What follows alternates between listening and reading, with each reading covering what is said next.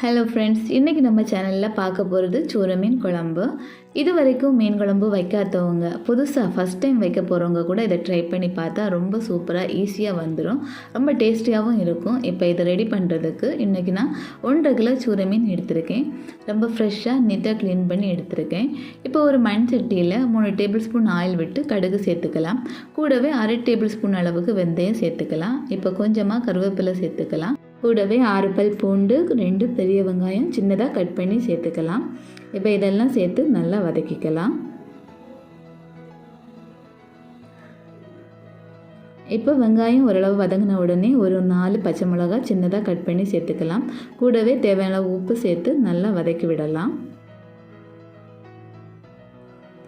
இப்போ வெங்காயம் ஓரளவுக்கு வதங்கின உடனே நம்ம கட் பண்ணி வச்சுருக்க 3 தக்காளியை இதில் சேர்த்துக்கலாம்.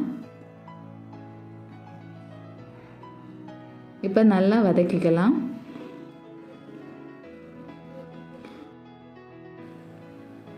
இப்போ தக்காளி வெங்காயம் எல்லாம் ஓரளவுக்கு நல்லா வதங்கிருச்சு. இப்போ நம்ம க்ளீன் பண்ணி வச்சுருக்க மீனை இதில் சேர்த்துக்கலாம். மீனை எல்லாம் சேர்த்த அப்புறமா ஒரு பெரிய நெல்லிக்காய் அளவு சைஸில் புளியை கரைச்சி சேர்த்துக்கலாம். கூடவே 3/4 கப் அளவுக்கு தேங்காய் அரைச்சி சேர்த்துக்கலாம். இது கூடவே 3/4 டேபிள் ஸ்பூன் மல்லித்தூள், 1 டேபிள் ஸ்பூன் மிளகாய்த்தூள், 1/4 டீஸ்பூன் மஞ்சள் தூள், தேவையான அளவு உப்பு சேர்த்துக்கலாம். இப்போ தேவையான அளவு தண்ணி விட்டு நல்லா மிக்ஸ் பண்ணி விடலாம். இப்போ எல்லாம் ஓரளவுக்கு நல்லா மிக்ஸ் பண்ணியாச்சு. இப்போ நம்ம இந்த மீன் குழம்புக்கு இன்னும் எக்ஸ்ட்ரா டேஸ்ட் வர்றதுக்கு குடம்புளி சேர்த்துக்கலாம். குடம்புளியை அப்படியே நம்ம ஸ்ட்ரைட்டாகவே குழம்புல சேர்த்துக்கலாம். நம்ம இது தண்ணியிலலாம் ஊற வச்சு கரைச்சி எடுக்க வேண்டாம், அப்படியே ஸ்ட்ரைட்டாக சேர்த்துக்கலாம். இது கொஞ்சம் திக்காக தான் இருக்கும். இப்போ இதெல்லாம் சேர்த்துட்டு கொஞ்சமாக கருவேப்பிலையும் சேர்த்து 15லேருந்து 20 நிமிஷம் வரைக்கும் மூடி வச்சு வேக வைக்கலாம்.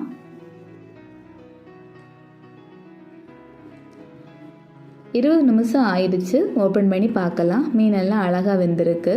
நம்ம மீன் வேக வைக்கும்போது அடிக்கடி ஸ்பூன் வச்சு கிண்டக்கூடாது. லைட்டு அந்த மாதிரி கிண்டி விடணும். அப்போ தான் மீனெல்லாம் உடையாமல் அப்படியே இருக்கும். பாருங்கள், அந்த குடம்புளியும் அப்படியே தான் இருக்குது. இதிலேருந்து எசன்ஸ் மட்டும் இது வேகும்போது நல்லா இறங்கி வந்திருக்கும். ஸோ டேஸ்ட்டு நல்லா இருக்கும். இப்போ நம்ம ஃபைனலாக மல்லி இலை போட்டு ஸ்டவ்வை ஆஃப் பண்ணிக்கலாம். ரொம்பவே சுவையான சூர மீன் குழம்பு ரெடி ஆயிடுச்சு. ரொம்ப ஈஸியாக குறைவான டைமில் எல்லோரும் இதை செஞ்சிடலாம். ரொம்ப ஈஸியாகவும் இருக்கும். கண்டிப்பாக எல்லாருக்கும் பிடிச்சிருந்துன்னா ஒரு வாட்டி வீட்டில் ட்ரை பண்ணி பாருங்கள். லைக் பண்ணுங்கள், ஷேர் பண்ணுங்கள், கமெண்ட்ஸ் பண்ணுங்கள். மறக்காமல் இந்த சேனலை சப்ஸ்கிரைப் பண்ணுங்கள். தேங்க்யூ.